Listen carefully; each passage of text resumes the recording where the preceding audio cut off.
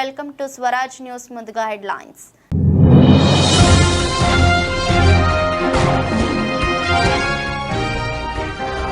America అధ్యక్ష race నుంచి తప్పుకున్న Joe Biden, democratic అభ్యర్థిగా కమలా హారిస్.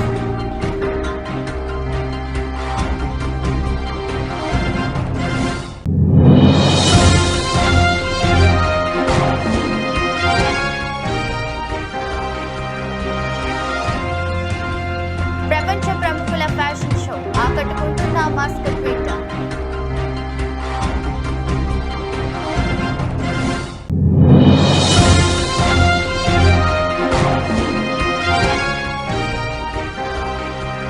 లోక్సభలో ఆర్థిక సర్వేను ప్రవేశపెట్టిన నిర్మలా సీతారామన్.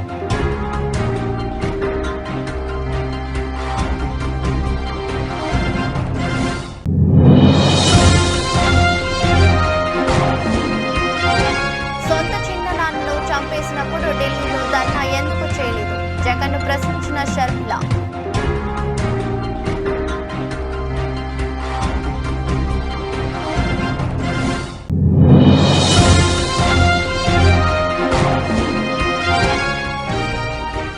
పోస్టర్లు గుంజుకొని చించే హక్కు ఎవరిచ్చారు? ఏపీ అసెంబ్లీ వద్ద పోలీసులపై వైసీపీ చీఫ్ జగన్ ఆగ్రహం.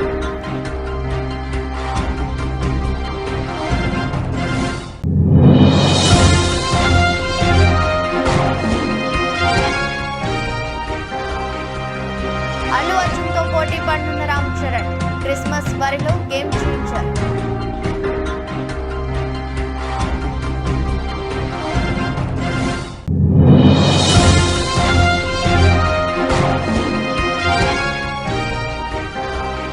కోచ్గా తొలి మీడియా సమావేశం. రోహిత్ కోహ్లీల వన్డే కెరీర్ గురించి గంభీర్ కీలక వ్యాఖ్యలు.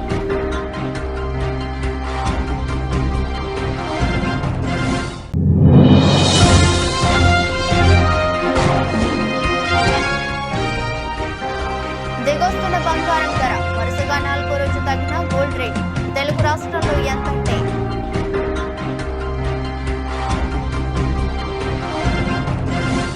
అధ్యక్ష ఎన్నికల వేళ అమెరికా రాజకీయాల్లో సంచలన పరిణామం చోటు చేసుకుంది. అధ్యక్ష ఎన్నికల బరి నుంచి ప్రస్తుత అధ్యక్షుడు డెమోక్రటిక్ పార్టీ నేత జో బైడెన్ తప్పుకున్నారు. ఈ మేరకు బైడెన్ స్వయంగా ఆదివారం తన ఎక్స్ ఖాతాలో ప్రకటన చేశారు. దేశంతో పాటు డెమోక్రటిక్ పార్టీ ప్రయోజనాల కోసం అధ్యక్ష ఎన్నికల నుంచి తప్పుకుంటున్నట్టు ప్రకటించిన 81 ఏండ్ల బైడెన్ దేశ అధ్యక్షుడిగా 2025 జనవరి వరకు ఉన్న తన పూర్తి పదవీ కాలం కొనసాగుతానని స్పష్టం చేశారు. గత నెల ట్రంప్తో జరిగిన డిబేట్లో తడబాటు ఇతరత్ర అంశాల నేపథ్యంలో అధ్యక్ష పోటీ నుంచి తప్పుకోవాలని సొంత పార్టీ నేతల నుంచి ఒత్తిడి పెరగడంతో బైడెన్ ఈ నిర్ణయం తీసుకున్నట్టు తెలుస్తోంది. దేశానికి అధ్యక్షుడిగా సేవలు అందించడం తన జీవితంలో గొప్ప గౌరవమని బైడెన్ తన ఎక్స్ పోస్ట్ లో పేర్కొన్నారు. తిరిగి ఎన్నిక కావాలనేది నా ఉద్దేశం. అయితే దేశం పార్టీ ప్రయోజనాల దృష్ట్యా అధ్యక్ష ఎన్నికల బరి నుంచి తప్పుకుంటున్నా మిగతా పదవీ కాలం అధ్యక్షుడిగా నా బాధ్యతలు నిర్వర్తించడంపై దృష్టి పెడతా అని అన్నారు. 1987లో మొదటిసారి అమెరికా అధ్యక్ష పదవికి పోటీ చేసి ఓడిపోయారు. 1972లో క్రిస్మస్ సమయంలో జరిగిన కారు ప్రమాదంలో జో బైడెన్ సతీమణి నెయులియా బైడెన్, కుమార్తె నవోమి ప్రాణాలు కోల్పోయారు. ఈ ప్రమాదం నుంచి ఆయన కుమారులు బ్యూ హంటర్ బయటపడ్డారు. 1977లో ఆయన జిల్ జాకోబ్స్ ను రెండో పెళ్లి చేసుకున్నారు. 4 ఏళ్ల తర్వాత కుమార్తె ఆష్లీ జన్మించారు. అమెరికా అధ్యక్షునిగా డొనాల్డ్ ట్రంప్ పాలనపై తీవ్ర వ్యతిరేకత పెళ్లుబిక్కిన సమయంలో జో బైడెన్ కు నల్ల జాతీయులు గట్టి మద్దతు నిలిచారు. అదే సమయంలో కోవిడ్-19 మహమ్మారి రావడంతో ప్రచారం కోసం పరిమితంగానే ప్రయాణాలు చేశారు. అనంతరం 70 లక్షల ఓట్ల ఆధిక్యంతో ట్రంప్ పై విజయం సాధించారు. అమెరికా అధ్యక్షుడైన అత్యంత వృద్ధ నేతగా నిలిచారు. అధ్యక్ష రేసు నుంచి తప్పుకుంటున్నట్టు బైడెన్ ప్రకటించడంపై మాజీ అధ్యక్షుడు రిపబ్లికన్ పార్టీ అభ్యర్థి డొనాల్డ్ ట్రంప్ స్పందించారు. అతను దేశ చరిత్రలోనే అత్యంత చెత్త అధ్యక్షుడు. మన దేశంలో ఆయన చెత్త అధ్యక్షుడిగా నిలిచిపోతారు. డెమోక్రటిక్ పార్టీ నుంచి ఉపాధ్యక్షురాలు కమలా హారిస్ బరిలో దిగితే బైడెన్ కంటే సులువుగా ఓడించవచ్చని ట్రంప్ పేర్కొన్నారు. ఎన్నికలు దగ్గర పడుతున్న వేళ డెమోక్రాటిక్ పార్టీ అభ్యర్థిని మార్చడం అంటే ఓటమిని ఒప్పుకున్నట్లేనా? సిట్టింగ్ అధ్యక్షుడిని తొలగిస్తున్నారంటే ఆయనపై వ్యతిరేకత ఉన్నట్లు ఒప్పుకున్నట్లేనా? ఇప్పటికిప్పుడు కమలా హ్యారిస్ అన్ని వర్గాల మద్దతు దక్కించుకుంటుందా అన్న ప్రశ్నలు వింటుంటే బైడెన్ తొలగిపోవడం ట్రంప్కు కలిసి వచ్చే అవకాశం ఉన్నట్లు రాజకీయ విశ్లేషకులు అంచనా వేస్తున్నారు. అయితే ఈ నిర్ణయం కమలా హ్యారిస్కు లక్కీ ఛాన్స్ అనే చెప్పుకోవాలి. తొలిసారిగా భారత సంతతి వ్యక్తి అమెరికా అధ్యక్ష రేసులో ప్రపంచంలో ప్రముఖ నేతలు, టాప్ కంపెనీల అధినేతలు ఫ్యాషన్ షోలో పాల్గొంటే ఎలా ఉంటుంది? ఇదిగో అచ్చం ఇలాగే ఉంటుంది. అయితే వాస్తవానికి ఇది సాధ్యం పోయినా, అసలు మనం ఊహించుకోకపోయినా అత్యాధునిక సాంకేతిక పరిజ్ఞానమైన కృత్రిమ మేధలో సుసాధ్యమైంది. ఏఐ ఫ్యాషన్ షోకు ఇదే మంచి సమయం అంటూ టెస్లా సీఈఓ ఎక్స్ అధినేత ఎలాన్ మస్క్ ఓ వీడియోను తన ఎక్స్ ఖాతాలో పోస్ట్ చేశారు. ఇప్పుడు ఇది అందరినీ ఆకట్టుకుంటోంది. రష్యా అధ్యక్షుడు పుతిన్, ప్రధాని Modi, America president Joe Biden, America ఉపాధ్యక్షురాలు కమలా హ్యారిస్, రిపబ్లికన్ల అధ్యక్ష అభ్యర్థి డొనాల్డ్ ట్రంప్, చైనా అధినేత జిన్పింగ్, కెనడా ప్రధాని ట్రుడో, అమెజాన్ అధినేత Jeff Bezos, Facebook chief Mark Zuckerberg, ప్రపంచ కుబేరుడు మస్క్, అమెరికా మాజీ అధ్యక్షుడు బరాక్ ఒబామా ఇలా ఒకరి వెంట ఒకరు ర్యాంప్ వాక్ చేస్తూ వస్తే ఎలా ఉంటుందో ఓ లుక్కేయండి.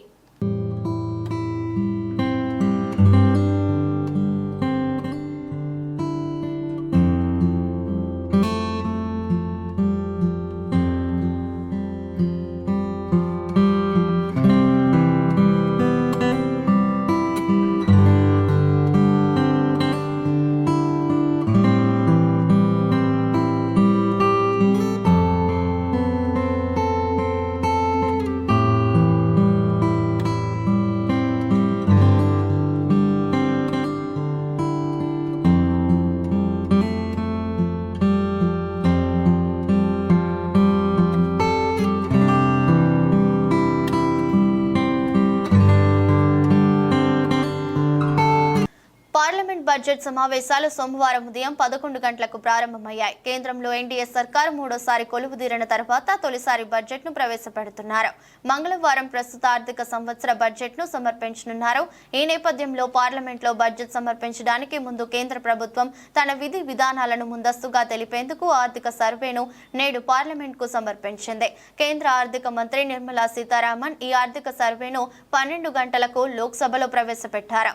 ఈ సందర్భంగా ప్రభుత్వ విధానాలపై నిర్మలమ్మ సభలో ప్రసంగిస్తున్నారు. కేంద్రంలో నరేంద్ర మోదీ ప్రభుత్వం వరుసగా మూడోసారి కొలువుదీరిన తర్వాత 2024-25 ఆర్థిక సంవత్సర బడ్జెట్ ప్రధానాంశం కానున్నది.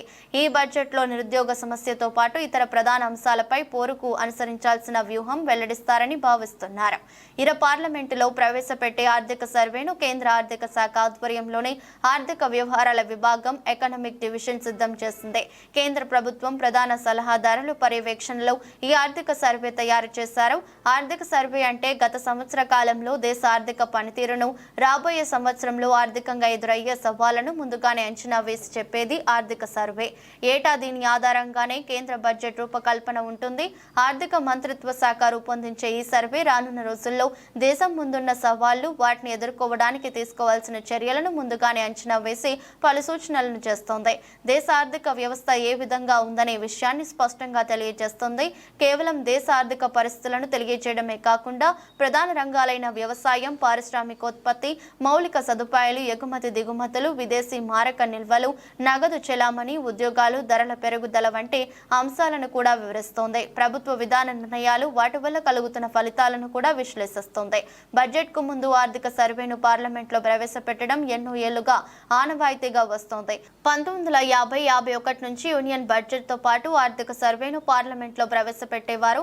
అయితే 1960వ దశకం నుంచి కేంద్ర బడ్జెట్ సమర్పించడానికి ఒక రోజు ముందు ఆర్థిక సర్వేను పార్లమెంట్లో ప్రవేశపెడుతున్నారు. శ్రీమతి Nirmala Sitharaman. Sir, with your permission, I rise to lay on the table a copy each of the following papers, both in Hindi and English versions. Economic Survey 23-24, Economic Survey 23-24 Statistical Appendix. Item number 4. ఏపీలో హత్య రాజకీయాలకు వ్యతిరేకంగా ఢిల్లీలో ధర్నా చేస్తామంటూ YSR Congress party అధినేత YS Jaganmohan Reddy చేసిన ప్రకటనపై Congress party రాష్ట్ర అధ్యక్షురాలు వైఎస్ షర్మిల ఘాటుగా స్పందించారు. సోమవారం విజయవాడలో పార్టీ కార్యాలయంలో ఆమె మీడియాతో మాట్లాడుతూ శాసనసభ సమావేశాల నుంచి తప్పించుకునేందుకే జగన్ ఢిల్లీ వెళ్తున్నారని ఆరోపించారు. జగన్ హత్య రాజకీయాలు చేశారని, ప్రత్యేక హోదాను బీజేపీకి తాకట్టు పెట్టారని, విశాఖ స్టీల్ ప్లాంట్ ను కాపాడలేకపోయారని విమర్శించారు. వైఎస్ జగన్మోహన్ రెడ్డి గారు హత్య రాజకీయాలు, గొడ్డలి రాజకీయాలు చేశారు. హత్య చేయించిన వారితో భుజాలు రాసుకుని తిరిగారు. సొంత చెల్లెళ్లకే వెన్నుపోటు పొడిచారు. ప్రత్యేక హోదాను బీజేపీకి తాకట్టు పెట్టారు. ఢిల్లీలో ధర్నా చేస్తారా? ప్రత్యేక హోదా కోసం ఎందుకు ధర్నా చేయలేదు? 5 ఏళ్లు అధికారంలో ఉన్నారు కదా. ప్రత్యేక హోదా కోసం ఢిల్లీలో ఎన్నిసార్లు ధర్నా చేశారు? ప్రత్యేక హోదా ఊసే లేకుండా చేశారు కదా. అధికారంలో ఉన్నప్పుడు ప్రత్యేక హోదా, పోలవరం ప్రాజెక్టును ఏ రోజు పట్టించుకోలేదు. 3 రాజధానులు అని చెప్పి ప్రజలను కన్ఫ్యూజ్ చేశారు.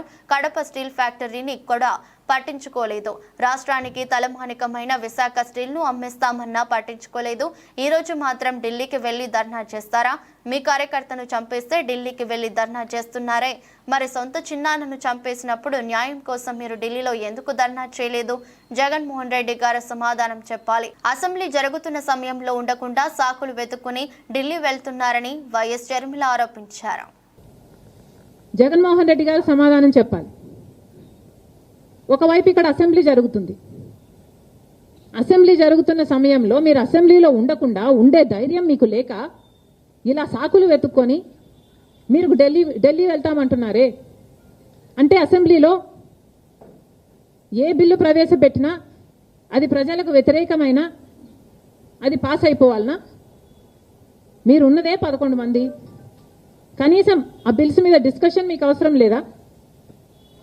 మీరు కొట్లాడాల్సిన అవసరం లేదా? ఏం ఆలోచన చేస్తున్నారు జగన్మోహన్ రెడ్డి గారు? అసలు ఈ వెనుకొండలో జరిగిన హత్య కూడా పొలిటికల్ మర్డర్ ఇది కానే కాదు, ఇది వ్యక్తిగత మర్డర్ అని కూడా అంటున్నారు కదా. మేము ఏదో సాక్షి మీడియానో లేకపోతే టీడీపీ మీడియానో పట్టుకొని మాట్లాడడం లేదు. మా ఎంక్వైరీలు మేము చేసుకొని న్యూట్రల్ మీడియాతో లోకల్గా మేము మాట్లాడిన తర్వాత మేము వచ్చిన కన్క్లూషన్ ఏమిటి అంటే ఇది వ్యక్తిగత మర్డర్. మొన్నటి వరకు కూడా హత్య చేసిన వాళ్ళు, హత్య గురైన వాళ్ళు ఇద్దరూ వైసీపీతోనే ఉన్నారు. మరి అలాంటప్పుడు ఇది పొలిటికల్ మర్డర్ ఎలా అవుతుంది? ఈ పొలిటికల్ మర్డర్ అని మీరు చెప్పి మీరు ఢిల్లీకి వెళ్ళి ధర్నా చేస్తున్నారా? దేనికి? మీ ఉనికి కాపాడుకోవడం కోసం, మీ పార్టీ కోసం అని చెప్తున్నారు. ప్రజలు ఏం ఆలోచిస్తారు? ఈరోజు వరదలు వస్తున్నాయి మన రాష్ట్రంలో, వారిని వెళ్ళి పరామర్శించాలని మీకు అనిపించలేదు. కానీ వ్యక్తిగత మర్డర్లో మీ పార్టీకి సంబంధించిన ఇద్దరు కొట్టుకొని చచ్చిపోతే ఈరోజు మీరు ఢిల్లీకి వెళ్ళి ధర్నా చేస్తారా? ప్రజల కోసం మీరు ఎందుకు నిలబడలేదు? మీ పార్టీ వాళ్ళు ఓటేస్తే మీరు గెలిచారా? మీ పార్టీ వాళ్ళ కోసమే మీరు ముఖ్యమంత్రి అయ్యారా? 5 సంవత్సరాలుగా మీరు ప్రజల కోసం పనిచేయలేదు, కానీ ఈరోజు ఢిల్లీకి వెళ్ళి ధర్నా చేస్తారట. క్రౌడ్ స్ట్రైక్ లో మార్వెల్ వల్ల ప్రపంచవ్యాప్తంగా మైక్రోసాఫ్ట్ సేవలు స్తంభించిన విషయం తెలిసిందే. ఈ నేపథ్యంలో ఆ సంస్థ రికవరీ టూల్ ను రిలీజ్ చేసింది. విన్పిఈ టూల్ ను రిలీజ్ చేసినట్లు మైక్రోసాఫ్ట్ సంస్థ వెల్లడించింది. క్రౌడ్ స్ట్రైక్ మాల్వేర్ వల్ల ప్రభావానికి లోనైన యూజర్లు కొత్తగా రిలీజ్ చేసిన విన్పిఈ టూల్ ను వాడవచ్చని మైక్రోసాఫ్ట్ సంస్థ తెలిపింది. క్రౌడ్ స్ట్రైక్ బగ్ వల్ల ప్రపంచవ్యాప్తంగా సుమారు 85 లక్షల కంప్యూటర్లు తీవ్ర ఇబ్బందులు ఎదుర్కొన్నాయి. దీంతో ప్రపంచవ్యాప్తంగా విమాన, బ్యాంకు, వైద్య సేవల్లో అంతరాయం ఏర్పడింది. 2 రిపేర్ ఆప్షన్లతో విన్పిఈ రికవరీ టూల్ ను రిలీజ్ చేశారు. ఐటీ అడ్మిన్లు ఈ టూల్ తో రికవరీ ప్రాసెస్ ను పూర్తి చేయవచ్చు. ఈ టూల్ ను వాడేందుకు మీ కంప్యూటర్లలో విండోస్ 64 బిట్ ప్రాసెసర్ ఉండాల్సిందే. దీంతో పాటు కనీసం 8 GB స్పేస్ కూడా ఉండాలని, 1 GB స్టోరేజ్ ఉన్న USB డ్రైవ్ కూడా అవసరం ఉంటుంది. బిల్ లాకర్ రికవరీకి కూడా అవసరం. USBలో ఉన్న డేటా మొత్తం వెళ్లి ఆటోమేటిక్గా సిస్టమ్ FAT 32కు ఫార్మాట్ అవుతుంది.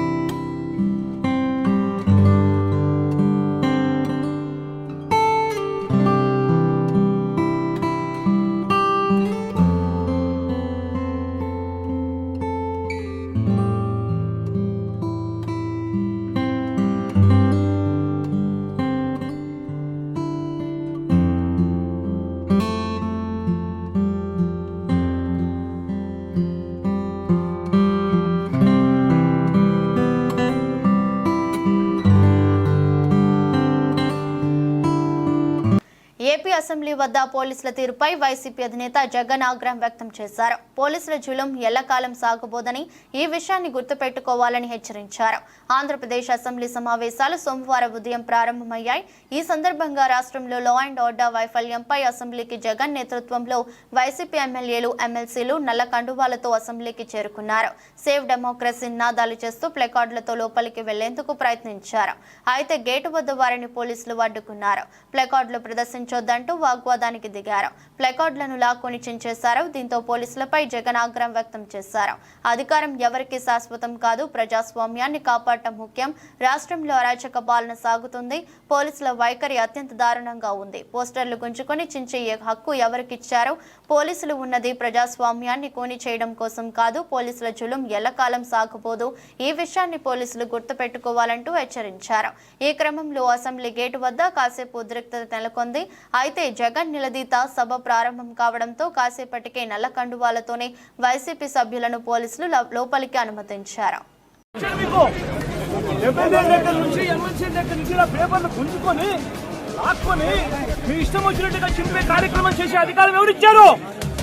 మధుసూదన్ రావు గుర్తుపెట్టుకో, ఎల్లకాలం ఇలా మాదిరిగా ఉండదు. ప్రజాస్వామ్యంలో ఉన్నాం మనం. ఈ టోపీ మీద ఉన్న సింహాలకు అర్థం ఏమిటో తెలుసా? అధికారంలో ఉన్న వాళ్ళకు సెల్యూట్ కొట్టడం కాదు, ప్రజాస్వామ్యాన్ని కాపాడడం కోసం మీరున్నారు. గుర్తుపెట్టుకోండి. Mega power star Ram Charan fans తో పాటు పాన్ ఇండియా మూవీ లవర్స్ ఆసక్తిగా ఎదురు చూస్తున్న సినిమాల్లో గేమ్ చేంజర్ ఒకటి. టాలీవుడ్ స్టార్ హీరో రామ్ చరణ్, తమిళ స్టార్ డైరెక్టర్ శంకర్ కాంబోలో ఈ సినిమా రానుండటంతో మూవీపై భారీ అంచనాలు ఉన్నాయి. పొలిటికల్ బ్యాక్ డ్రాప్ లో వస్తున్న ఈ సినిమాను భారీ బడ్జెట్ తో శ్రీ వెంకటేశ్వర క్రియేషన్స్ బ్యానర్ పై దిల్ రాజు తెరకెక్కిస్తున్నారు. రీసెంట్ గా షూటింగ్ కంప్లీట్ చేసుకున్న ఈ చిత్రం ప్రస్తుతం పోస్ట్ ప్రొడక్షన్ పనుల్లో బిజీగా ఉంది. అయితే ఈ సినిమా విడుదల ఎప్పుడు అని రామ్ చరణ్ అభిమానులతో పాటు మూవీ ప్రేక్షకులు ఎదురు చూస్తున్న విషయం తెలిసిందే. అయితే వీరికి గుడ్ న్యూస్ తెలుపుతూ నిర్మాత దిల్ రాజు సాలిడ్ అప్డేట్ ఇచ్చాడు. ధనుష్ నటిస్తున్న తాజా చిత్రం రాయన్. ఈ సినిమా ప్రీ రిలీజ్ ఈవెంట్ లో పాల్గొన్న దిల్ రాజు రామ్ చరణ్ గేమ్ చేంజర్ విడుదల తేదీపై అప్డేట్ ఇచ్చాడు. ఈ సినిమాను డిసెంబర్ లో క్రిస్మస్ కానుకగా తీసుకురాబోతున్నట్లు ప్రకటించారు. అయితే అదే రోజు అల్లు అర్జున్ నటిస్తున్న పుష్ప 2 చిత్రం కూడా విడుదల కాబోతుంది. దీంతో ఇద్దరు మెగా హీరోల మధ్య క్లాష్ ఏర్పడనున్నట్లు తెలుస్తోంది. ఇక ఈ మూవీలో సునీల్, నవీన్ చంద్ర, శ్రీకాంత్, బాలీవుడ్ నటుడు హ్యారీ జోష్, కోలీవుడ్ యాక్టర్లు ఎస్జే సూర్య, సముద్రకని, కన్నడ నటుడు జయరాయ్ ఇతర కీలక పాత్రల్లో నటిస్తున్నారు. ఈ చిత్రానికి పాపులర్ డైరెక్టర్ కార్తిక్ సుబ్బరాజు కథను అందిస్తుండగా సాయి మాధవ్, బుర్రా డైలాగ్స్ సమకూరుస్తున్నారు. తెలుగు, తమిళం, హిందీ భాషల్లో గ్రాండ్ గా విడుదల కానున్న ఈ చిత్రానికి S Thaman music background score అందిస్తున్నారు. గేమ్ చేంజరా? సో క్రిస్మస్ కలుద్దాం. Thank you. టాలీవుడ్ దిగ్గజ దర్శకుడు ఎస్ఎస్ రాజమౌళిపై ప్రముఖ ఓటీటీ వేదిక నెట్ఫ్లిక్స్ డాక్యుమెంటరీ తీస్తున్నట్లు ప్రకటించిన విషయం తెలిసిందే. మోడర్న్ మాస్టర్స్ ఎస్ఎస్ రాజమౌళి ఈ డాక్యుమెంటరీ పేరిట డాక్యుమెంటరీ వస్తుండగా ఈ చిత్రాన్ని ఆగస్టు 2 నుంచి స్ట్రీమింగ్ చేయనున్నట్లు చిత్ర బృందం ప్రకటించింది. అయితే స్ట్రీమింగ్ తేదీ దగ్గర పడుతుండటంతో తాజాగా ట్రైలర్ను విడుదల చేశారు. మీకు ఒక అద్భుతమైన కథ చెప్తాను, సినిమాపై ప్రజలు పెట్టుబడి పెట్టాలని నేను కోరుకుంటున్నాను అంటూ ట్రైలర్ మొదలవుతుంది. ఇక టాలీవుడ్ హీరోలు ఎన్టీఆర్, రామ్ చరణ్, ప్రభాస్ తో పాటు హాలీవుడ్ దర్శకుడు జేమ్స్ కామెరాన్, బాలీవుడ్ నిర్మాత కరణ్ జోహర్ తదితరులు రాజమౌళి వర్క్ గురించి చెప్తూ ఈ ట్రైలర్ కట్ సాగింది. ముఖ్యంగా రాజమౌళి టేకింగ్ ట్రైలర్ కే హైలైట్ గా చెప్పుకోవచ్చు. సినిమా అంటే పిచ్చి ఉన్న వారికి ఈ డాక్యుమెంటరీ పండుగ అని చెప్పుకోవచ్చు. ఇక ట్రైలర్ ను మీరు చూసేయండి. ఎస్ఎస్ రాజమౌళి గురించి ప్రత్యేక పరిచయం అవసరం లేదు. ఎన్టీఆర్ కథానాయకుడిగా వచ్చిన స్టూడెంట్ నెంబర్ 1 సినిమాతో మెగా ఫోన్ పట్టిన ఇతను మొదటి మూవీతోనే సూపర్ హిట్ అందుకున్నాడు. ఈ చిత్రం అనంతరం ఎన్టీఆర్ తోనే మళ్ళీ సింహాద్రి అంటూ సినిమా తీసి ఇండస్ట్రీకి హిట్ కొట్టాడు. ఆ తర్వాత సాయి, ఛత్రపతి, విక్రమార్కుడు, యమదొంగ, మగధీర, మర్యాద రామన్న, ఈగా సినిమాలతో బ్లాక్ బస్టర్లు అందుకున్నాడు. 2015లో వచ్చిన బాహుబలి సినిమాతో రాజమౌళి పేరు ప్రపంచ వ్యాప్తంగా వినిపించింది. ఇక బాహుబలి 2 సినిమా అయితే ఏకంగా 2000 కోట్ల వరకు వసూళ్లను సాధించింది. ఈ చిత్రం అనంతరం RRR అంటూ వచ్చి బ్లాక్ బస్టర్ హిట్ అందుకోవడమే కాకుండా ఆస్కార్ సాధించిన తొలి తెలుగు చిత్రంగా రికార్డు సృష్టించారు. This person is born to make films. He's born to tell stories which haven't been told. I never met someone like that. It's a mad person, that's all. And he certainly has the respect to be able to do anything and work with anybody. Sometimes I'm shocked. I see myself as a third person when I see his films, when I'm working in it. He is absolutely in the bracket of legends and greats already. Mulugu మండలంలోని జాకారం ఘట్టమ్మ దేవాలయం మధ్యలో నిర్మిస్తున్న bridge నిర్మాణ పనులను మరియు అక్కడి వరద ఉధృతిని పరిశీలించిన మంత్రి వర్యులు డాక్టర్ సీతక్క ఈ సందర్భంగా మాట్లాడుతూ గత 3 రోజులుగా ఎడతెరిపి లేకుండా కురుస్తున్న వర్షాలకు ప్రజలు ఇబ్బందులు ఎదుర్కొంటున్నారని ప్రజలు అప్రమత్తంగా ఉండాలని జాతీయ రహదారిపై నిర్మిస్తున్న బ్రిడ్జి నిర్మాణ పనులను త్వరితగతిన పూర్తి చేయాలని ప్రజలకు రవాణా సౌకర్యాలను ఇబ్బందులు తలెత్తకుండా చూడాలని ములుగు జిల్లాకు ఆరెంజ్ అలర్ట్ ఉన్నందున ప్రజలు అవసరం ఉంటే తప్ప బయటకు ఎవరు రావద్దని ముఖ్యంగా వాగులు వంకలు పొంగి పొర్లుతున్నాయి ఎవరు కూడా చేపల వేటకు వెళ్లొద్దని జిల్లా అధికార యంత్రాంగం అప్రమత్తమైంది లోతట్టు ప్రాంతాల్లో ఉన్న ప్రజలను సురక్ష ప్రాంతాలకు తరలించే విధంగా ప్రభుత్వం అన్ని ఏర్పాట్లు చేసిందని జిల్లా అధికారులు ఎప్పటికప్పుడు ప్రజలకు అందుబాటులో ఉండాలని మంత్రి వర్యులు సీతక్క సూచించారు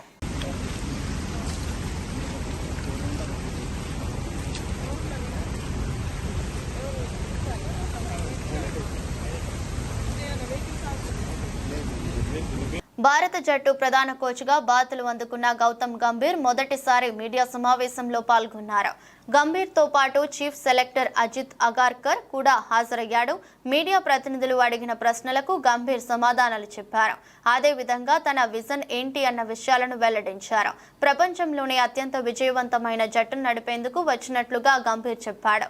టీ20 ప్రపంచ కప్ విజేత, WTC, వన్డే ప్రపంచ కప్లలో రన్నరప్ గా భారత్ నిలిచిన విషయాన్ని అతడు ఈ సందర్భంగా ప్రస్తావించాడు. ప్రస్తుత జట్టులో అందరితో తనకు మంచి సంబంధాలు ఉన్నాయని చెప్పుకొచ్చాడు. BCCI కార్యదర్శి జైషాతో మంచి అనుబంధం ఉందన్నాడు. సోషల్ మీడియాలో వచ్చే వాటి గురించి పట్టించుకోనని చెప్పాడు. జట్టులోని ప్రతి ఆటగాడిని స్వేచ్ఛ ఇవ్వడం ఎంతో కీలకమని గంభీర్ అన్నారు. ప్రతి ఒక్క ప్లేయర్ పై నమ్మకం ఉంచి వారిని ప్రోత్సహించడమే హెడ్ కోచ్ గా తన బాధ్యతని చెప్పాడు. సంతోషంగా ఉండే డ్రెస్సింగ్ రూమ్ తప్పకుండా విజయవంతం అవుతుందన్నారు. తాను ఏ విషయాన్ని సంక్లిష్టం చేయనన్నారు. సాయి సిబ్బంది ఎవరు అనేది ఇంకా ఫైనలైజ్ కాలేదన్నారు. రయన్, అభిషేక్, నాయర్లతో కలిసి పనిచేశాను. ఆటగాళ్ల నుంచి ఫీడ్బ్యాక్ తీసుకుంటున్నట్లుగా గంభీర్ చెప్పాడు. సీనియర్ ఆటగాళ్లు విరాట్ కోహ్లీ, రోహిత్ శర్మల వన్డే కెరీర్ పై విలేకరులు ప్రశ్నించగా గంభీర్ కీలక వ్యాఖ్యలు చేశాడు. వచ్చే ఏడాది ఫిబ్రవరిలో జరగనున్న ఛాంపియన్స్ ట్రోఫీ 2025 వరకు రోహిత్ కోహ్లీ అందుబాటులో ఉంటారని గంభీర్ చెప్పాడు. వాళ్ళిద్దరూ కనుక ఫిట్నెస్ కాపాడుకుంటే మాత్రం 2027 వన్డే ప్రపంచ కప్ వరకు జట్టులు కొనసాగుతారని తెలిపాడు.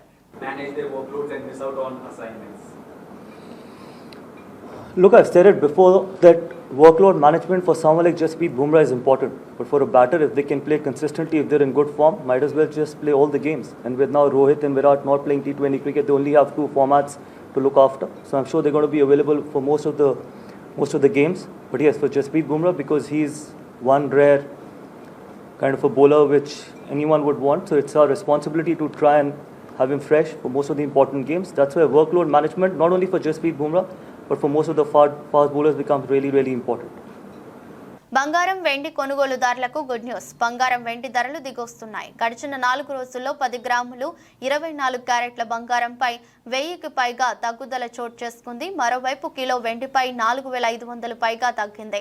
తాజాగా ఇవాళ కూడా బంగారం ధర తగ్గగా వెండి ధర స్థిరంగా కొనసాగుతుంది. ఉదయం నమోదైన వివరాల ప్రకారం తెలుగు రాష్ట్రాలతో పాటు దేశవ్యాప్తంగా బంగారం వెండి ధరలు ఎలా ఉన్నాయో పరిశీలిద్దాం. తెలుగు రాష్ట్రాల్లో సోమవారం కూడా బంగారం ధర తగ్గింది. ఉదయం నమోదైన వివరాల ప్రకారం హైదరాబాద్, విజయవాడ, విశాఖపట్నంలో 22 క్యారెట్ల 10 గ్రాముల బంగారం ధర 67,700 కాగా 10 గ్రాముల 24 క్యారెట్ల గోల్డ్ ధర 73,850. దేశ రాజధాని ఢిల్లీలో 22 క్యారెట్ల 10 గ్రాముల బంగారం 67,850 కాగా 24 క్యారెట్ల 10 గ్రాముల బంగారం 74,000. ముంబై, కోల్కతా, బెంగళూరు నగరాల్లో 22 క్యారెట్ల 10 గ్రాముల గోల్డ్ ధర 67,700 కాగా 24 క్యారెట్లు 10 గ్రాముల బంగారం ధర 73,850. చెన్నైలో 22 క్యారెట్ల 10 గ్రాముల బంగారం ధర 68,250 కాగా 24 క్యారెట్ల గోల్డ్ ధర 74,450కు చేరింది. దేశవ్యాప్తంగా సోమవారం వెండి ధర స్థిరంగా కొనసాగుతుంది. ఉదయం నమోదైన వివరాల ప్రకారం తెలుగు రాష్ట్రాల్లోని ప్రధాన నగరాలైన హైదరాబాద్, విజయవాడ, విశాఖపట్నంలలో కిలో వెండి 96,000. దేశంలోని ప్రధాన నగరాల్లో వెండి ధరలను పరిశీలిస్తే చెన్నైలో కిలో వెండి ధర 96,000, కోల్కతాలో కిలో వెండి ధర 91,000, 500 వద్ద కొనసాగుతుంది. ముంబై, ఢిల్లీ ప్రాంతాల్లో కిలో వెండి ధర 93,150, బెంగళూరులో కిలో వెండి ధర 91,500 వద్ద కొనసాగుతుంది.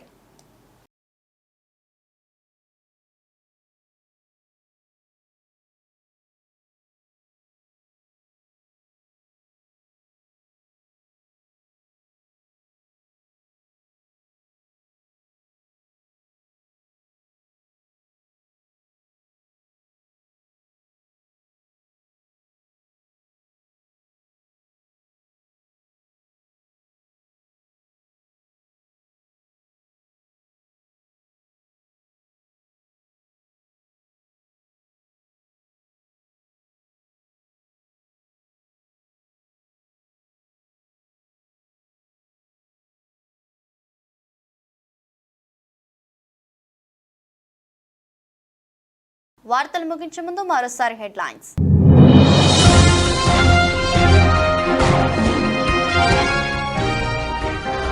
అమెరికా అధ్యక్ష రేసు నుంచి తప్పుకున్న జో బైడెన్, డెమోక్రటిక్ అభ్యర్థిగా కమలా హారిస్.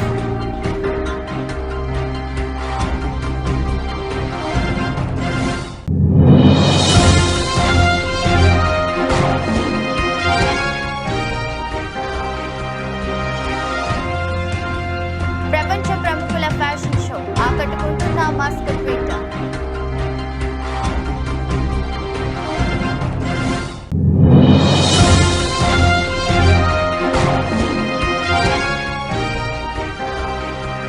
లోక్సభలో ఆర్థిక సర్వేను ప్రవేశపెట్టిన నిర్మలా సీతారామన్.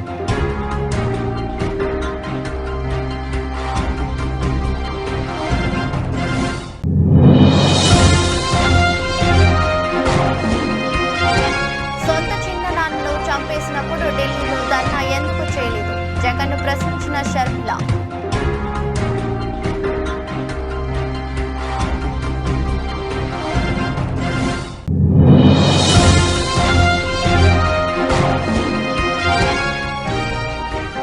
పోస్టర్లు గుంజుకొని చించే హక్కు ఎవరిచ్చారు? ఏపీ అసెంబ్లీ వద్ద పోలీసులపై వైసీపీ చీఫ్ జగన్ ఆగ్రహం.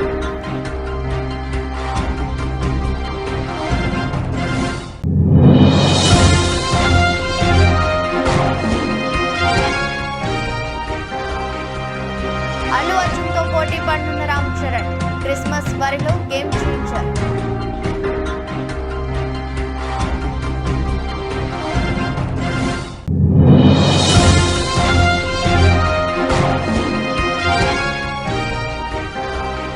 కోచ్గా తొలి మీడియా సమావేశం. రోహిత్, కోహ్లీల వన్డే కెరీర్ గురించి గంభీర్ కీలక వ్యాఖ్యలు.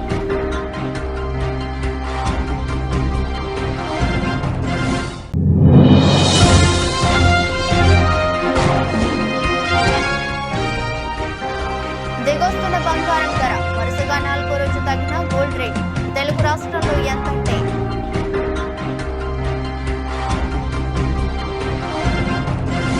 ఈ దృష్టి బులెటిన్ మరో బులెటిన్లో మళ్ళీ కలుద్దాం. అంతవరకు సెలవు, నమస్కారం.